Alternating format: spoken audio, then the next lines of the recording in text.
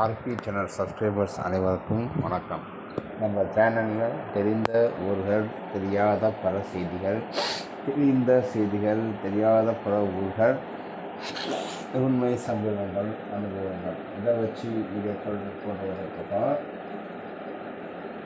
நண்பர்கள் நிறையா பேர் யூடியூப் மூலியமாக நம்மளுடைய சேனலோ இல்லை சேனல் லிங்க்கோ வேறு யாருக்கும் போகிறதுக்காக அதை பார்க்குறீங்க. ஸோ ஷார்ட்ஸ் வீடியோஸாக போவோம், அதை பார்க்குறீங்க.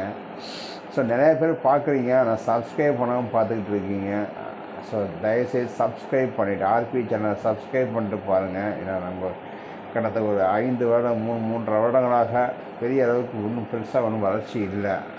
ஸோ வளர்ந்து வரக்கூடிய யூடியூப் சேனல் தான் உங்களோட பங்களிப்பு இருக்கும் அப்படிங்கிறத வச்சுட்டு வீடியோக்குள்ளே போகிறேன்.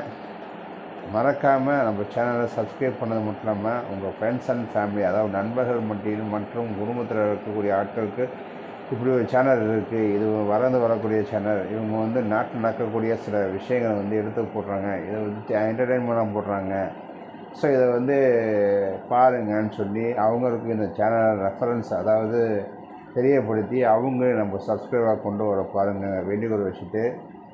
சப்ஸ்கிரைப் பண்ணாத நீங்கள் போடக்கூடிய ஒவ்வொரு வியூஸ் அண்ட் கமெண்ட்ஸுக்கு நம்ம சேனல் அடுத்த கட்டத்துக்கு போகும் அப்படிங்கிறத தெரியப்படுத்திட்டு, நான் போடக்கூடிய புதிய வீடியோக்கு நோட்டிஃபிகேஷன் வரணும்னா சப்ஸ்கிரைப் பண்ண மாட்டோம்னா பெல் பட்டனை கிளிக் பண்ணி ஆல் நோட்டிஃபிகேஷன் இருக்கும், அதை வச்சுங்க. அப்போ நான் போடக்கூடிய புதிய நோட்டிஃபிகேஷன் வரும். மறக்காமல் நம்ம சேனலை சப்ஸ்கிரைப் பண்ணிட்டு பாருங்கள் அப்படிங்கிற வேண்டுகோள் வச்சுட்டு வீடியோ கூட போகிறேன். தமிழ்நாடு பல ஆட்களுக்கு சிம்ம சும்மனமாக விளங்கக்கூடிய மாநிலம்.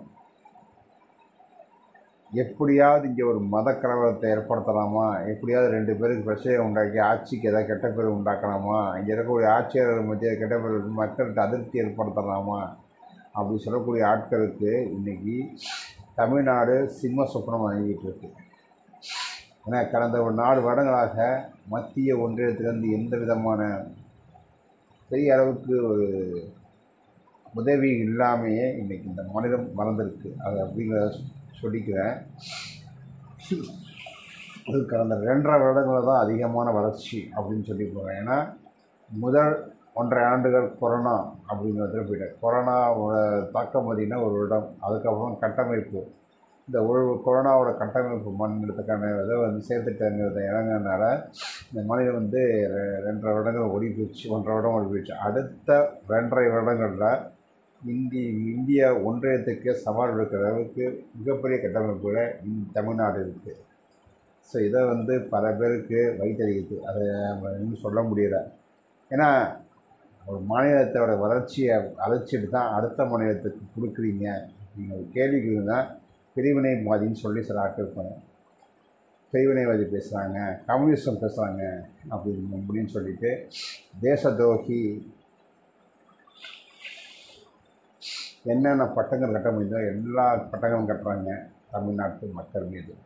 அது மட்டும் இல்லாமல் நம்மளுடைய ஈர்த்து கேள்வி கேட்டோம்னா, நீங்கள் ஒரு மனநல பாதிக்கப்பட்டிருக்கீங்க, மனநல பாதிக்கப்பட்ட ஒரு டாக்டர், சைக்காலஜி டாக்டர்கிட்ட பாருங்கன்னு சொல்லி நம்மளையே பைத்தியங்களை முத்திரை குத்துறாங்க சில ஆட்கள். அவங்களெல்லாம் ஒன்று சொல்லிக்கிறேன், நீங்கள் தமிழ்நாட்டை எத்தனை கூழ் போட வேணும்னு நினச்சிக்கிட்டு இருக்கலாம், கனவு காண்டுட்டு இருக்கலாம். அது எல்லா கனவும் உங்களுக்கு பூமராங் போய் திருப்பி அடிக்க மாட்டோமும். நம்மளுடைய யாரெல்லாம் தமிழ்நாடு அரிக்கணும் கங்கணம் கட்டிகிட்டு இருக்கிற ஆட்கள்லாம் இன்றைக்கி அரைஞ்சு போயிட்டாங்க அப்படிங்கிறது தெரியப்படுத்திட்டு வீடியோக்குள்ளே போகிறாங்க. ஏன்னா அது பதிவு போடாலே சில பேருக்கு பிடிக்காது அப்படிங்கிறத வச்சுட்டு, அது மட்டும் இல்லாமல் சில ஆட்களுக்கு ஏன் இப்படியெல்லாம் வீடியோ போடுறாங்க, இவனுக்கு என்ன வந்துச்சு அப்படிங்கிறது இப்படி ஒரு சென்சிட்டிவான விஷயத்தை பற்றி தான் இன்றைக்கி வீடியோவில் பார்க்க போகிறோம். தமிழ்நாடுன்னு பேர் கேட்டால் இந்திய ஒன்றியம் மட்டும் இல்லை, உலகத்தில் இருக்கக்கூடிய அனைத்து நாடுகளுக்கும் தமிழ்நாட்டினுடைய பெருமையை எடுத்து சொல்கிற மட்டும் தமிழ்நாட்டோட பாரம்பரியத்தையும் தமிழ்நாட்டோடைய வளர்ச்சியையும் தமிழ் மண்ணுக்கு தமிழுக்கான பெருமையையும் உலகத்தில் கொண்டு போகிற மட்டுமே தமிழ்நாட்டை பிறந்தக்கூடிய ஒவ்வொரு தமிழனும் உலகம் முழுமை எங்கேயாவது ஒரு இடத்துல வேலை பார்த்துக்கிட்டு தான் இருக்கான். ஒரு ஆளுமைமிக்க நிறுவனங்களையும் சரி, ஆளுமைமிக்க சில இடங்களையும் பெரிய பெரிய பதவிகளையும் பெரிய பெரிய நாடுகளும், அதெல்லாம் மட்டும் இல்லாமல் இந்திய ஒன்றியத்தையே ஒரு கட்டத்தில் நம்மளுடைய ஆட்சியாளர்கள் எல்லாத்தையும் பார்த்திங்கன்னா இங்கிலாந்து, இந்த ஒருங்கிணைந்த பிரிட்டனுடைய ஆதிக்கத்தில் இருந்துச்சு. அப்படி இருந்த பிரிட்டனையே நம்மளுடைய தமிழன் வந்திருக்கான் அப்படிங்கிறதுக்கு எடுத்துக்காட்டு தான் ரிஷி சுனக் பதவியேற்று கன்சர்வேட்டிவ் பார்ட்டி தலைவராக அவருடைய பதவிக்காலத்தை நீடித்து மிகப்பெரிய அளவுக்கு வளமிருந்த இன்னைக்கு பிரிட்டனுங்கிற ஒரு நாடு இருக்குது. எவ்வளோ பிரச்சனையை சந்தித்தாலும் பிரிட்டன் ஒரு கடத்தில் நிதி சுமை திவான ஸ்டேஜுக்கு போகணுன்னு பதவி எடுத்து ஓரளவுக்கு கட்டுப்பாடு வச்சுருக்கார். அப்படிங்கிறது பெருமையை நம்ம தமிழ்நாட்டில் இருக்கக்கூடிய தமிழ்நாட்டினுடைய வம்சாவளி சேர்ந்த ரிஷி சுனக் கிஷான். மற்ற எந்த விஷயத்தையும் பற்றி பேசுகிறா, மற்ற ஏதாவது பிஸ்னஸ் ஆட்கள் பிடிக்காது, நம்ம அதெல்லாம் போகக்கூடாது. இருந்தாலும் தமிழ்நாட்டிலேருந்து போகக்கூடிய ஆன்மீக ஆட்கள்லாம் சில இடத்துல அவங்களுடைய முத்திரைகளை பயிற்சிக்கிட்டு இருக்காங்க. சரி, விஷயத்துக்கு வரும். இப்போ 2014 வரைக்கும் இந்த பிரச்சனை பெரிய அளவுக்கு வெடிக்கலை. ஆனால் அங்கொன்றும் இங்கொன்றும் லிட்ரேச்சர் கூட அப்படி இப்படி வந்துகிட்டு இருக்கக்கூடிய இடத்துல 2014 ஆளுமிக்க பெண்மணி இறந்ததனுடைய எதிரொலி என்னென்னா, இந்த தமிழ்நாட்டினுடைய மொத்த நிர்வாகத்தையும் பார்த்திங்கன்னா ஒன்றிய வரவுடன் இருக்கக்கூடிய ஒரு கட்சி ஆதரிக்கிறது மட்டும் இல்லாமல் இது எப்படியா ஆட்சியர்னு சொல்லிட்டு அவங்களுடைய சேர்த்துட்டாங்க தமிழ்நாட்டை உணவுன்னு சொல்லிட்டு சித்தாந்தத்துக்கு எதிராக சில விஷயங்களை பேசினாங்க. ஸோ அதில் ஒரு அது என்னென்னா, நாளைக்கு நாங்கள் நினச்சா தமிழ்நாட்டில் எவ்வளோ பெரிய ஆட்களையும் தூக்கி எறிஞ்சிட்டு இங்கே எங்களுடைய கட்சியுடைய ஆட்சியை நிலைநிறுத்துகிறோம் அப்படிங்கிறது குரல் தான் இன்றைக்கி 2025 ஒரு மிகப்பெரிய ஆட்கள் அவங்களுக்கு தேவையான சில ஆட்களை கொண்டு குடியமர்த்திருக்காங்க. அதுவும் குறிப்பாக வட இந்திய மண்ணிற்கு மக்கள் சராசரியாக ஒரு நாளைக்கு 2-3 ட்ரெயின் தமிழ்நாட்டை நோக்கி வந்தது. இன்றைக்கி கிட்டத்தட்ட 21 இல்லையா 30 ட்ரெயின் வரையும் வந்ததற்கான இது இருக்குது. அந்த அளவுக்கு வளர்த்து விட்ருக்காங்க. அங்கே என்னென்ன வளர்ச்சினா, அந்த மாநிலத்தில் இருக்கக்கூடிய வளர்ச்சிகள்லாம் அதிகமான இல்லை, வேலைவாய்ப்பு இல்லைனால அவங்களோட தேவை மக்களுடைய வாக்கு செலுத்திட்டு நீ எங்கே வேணால் போய் புரட்சிக்கோ, அதுக்கு தமிழ்நாட்டுக்கும் போ, வேலைவாய்ப்பு கொட்டி கிடக்குன்னு சொல்லிட்டு இந்த வேலைவாய்ப்பு கனி வர்றாங்க. ஆரம்பத்தில் அவங்கள வேலைக்கு வச்சும்போது இப்போ தமிழ்நாட்டினுடைய உரிமையை மட்டும் தமிழனுடைய சொத்து பிரச்சனைக்கு எடுத்து ஒரு கேள்விக்குறியாக்கி வச்சுருக்காங்க. சட்ட ஒழுங்கு சீர்கெடுவது, தமிழ்நாட்டினுடைய வேலைவாய்ப்பை தட்டி பறிக்கிறது அப்படின்னு சொல்லிட்டு ஊருக்கு உபதேசம் பண்ணிக்கிட்டு ஊருக்கு உன்னதானம் போட்டுட்டு வீட்டில் இருக்கக்கூடிய ஆட்களை பட்னியாக போட்டுட்டு பண்ணிங்கன்னா எந்த அளவுக்கு இருக்குமோ அப்படி தான் தமிழ்நாட்டை பிறந்த தமிழ்நாட்டினுடைய இளைஞர்களுடைய வாழ்க்கையை கெடுத்துட்டு வேற்று மாநிலத்திலும் வரக்கூடிய வட இந்திய மக்களை வாழ வைக்கிறது எந்த அளவுக்கு நல்லதாக இருக்குங்கிறது யாருக்குமே தெரியலை. இதை புரிஞ்சுக்கணும். ஆனால் ஒரு சில ஆட்கள் ஆரம்பத்தில் இதை அவங்களுக்கு சாதகமாக பயன்படுத்தினாங்க. இப்போ அது அரசியலாக போயிட்டுருக்கு. ஏன்னா வரக்கூடிய 2026 எவ்வளோ பெரிய எழுச்சியை மிக்க தேர்தலாக இருக்கணும் அப்படிங்கிறது எடுத்துக்காட்டு தமிழ்நாட்டில் இருக்கக்கூடிய அனைத்து எதிர்க்கட்சியும் ஒருங்கிணைந்து ஒரே கடைகளை கொண்டு போகணும் அப்படிங்கிறது தான் அவங்களுடைய அஜெண்டா வரும். அதுக்கு இங்கே இருக்கக்கூடிய சில ஆட்கள் சில அரசியல்வாதி துணை போயிட்டுருக்காங்க. நம்ம அவங்கள பற்றியே பேசி தவிர நினைக்கக்கூடாது. ஸோ தமிழ்நாட்டில் இருக்கக்கூடிய இளைஞர்களுடைய வாழ்க்கையையும் தமிழ்நாட்டினுடைய இளைஞர்களுடைய சொத்தையும் தமிழ்நாட்டில் பிறந்த தமிழ் மன்னர்களுடைய பெருமையை அழிச்சிட்டு தமிழனுக்கு கிடைக்காத ஒரு வேலைவாய்ப்பு அடுத்த வேற்று மாநிலத்தில் இருக்கக்கூடிய ஆட்களுக்கு கொடுத்தாலும் பார்த்திங்கன்னா நாளைக்கு இன்னைக்கு நேற்று பண்ண தப்பு இன்றைக்கி தமிழ்நாட்டு இளைஞர்கள் கஷ்டப்பட்டுட்டு பல பேர் வேலை இல்லாமல் இருக்காங்க. வருங்காலங்கள் எப்படி போகணும்னா தமிழ்நாட்டினுடைய எதி அந்த ஆட்களுடைய திறனாங்கள அவங்க ஆட்டியிருக்கிறான் அவங்களுடைய சதித்திட்டங்களுக்கு தமிழ்நாடு ஒத்து போகும் அப்படிங்கிறது. ஏன்னா தமிழ்நாடுங்கிற பேர் சொன்னாலே சில ஆட்கள் இப்படி அதனால் தமிழகம் மாற்றுறாங்க. தமிழ்நாட்டுக்கு பெரிய வித்தியாசம் இல்லை. தமிழ்நாடு அரசு தான் அரசியலில் இருக்குது. ஆனால் நீங்கள் தமிழக அரசு அப்படின்னு சொல்லி குறிப்பிடுறீங்க. அதையும் ஒரு சில ஆட்கள் அவங்களுடைய வார்வம் வச்சு தமிழ்நாட்டில் என்ன அளவுக்கு கெட்ட பிற உலகம் உண்டாக்கி மாட்டாமல் இந்த தமிழ்நாட்டை எப்படியெல்லாம் உலக நாடுக்கு மட்டும் அவமானப்படுத்தணும், இந்திய மக்கள்கிட்ட எப்படிலாம் தப்பாக பேசணும் அப்படின்னு சொல்லி தேவையில்லாத சில திட்டங்கள், தேவையில்லாத சில பாழ் ஒப்பந்தங்கள்லாம் தமிழ்நாட்டுக்கு வந்துச்சு.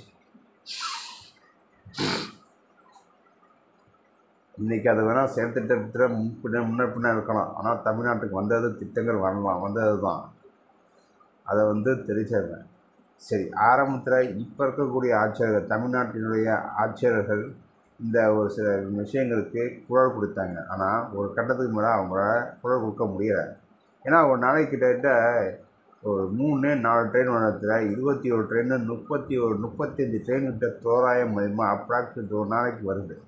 அதில் பயணம் பண்ணக்கூடிய அனைத்து ஆட்கள் தமிழ்நாட்டில் வந்தாங்க. அது மட்டும் இல்லாமல் இங்கே இருக்கக்கூடிய சில விஷமிகள் இதை அவங்களுடைய கட்டமைப்புக்கு அவங்க பயன்படுத்திக்கிட்டாங்க. பயன்படுத்தினாங்கன்னா அவங்களுக்கு ஏதோ பண்டிகைன்னு போனால் இங்கே தமிழ்நாட்டினுடைய இளைஞர்களுடைய வடமாநிலத்திற்கெல்லாம் அடித்து வளர்த்தாங்கன்னு சொல்லி ஒரு மிகப்பெரிய அளவுக்கு கொள்ளையை திரட்டி அதில் இருக்கக்கூடிய ஒட்டுமொத்த இந்திய மாநிலங்கள் தமிழ்நாட்டு மீது திரும்பி அவங்க ஆட்களை வச்சு கணக்கெடுக்கும் போது அது பொய்ன்னு சொல்லி போட்டாங்க.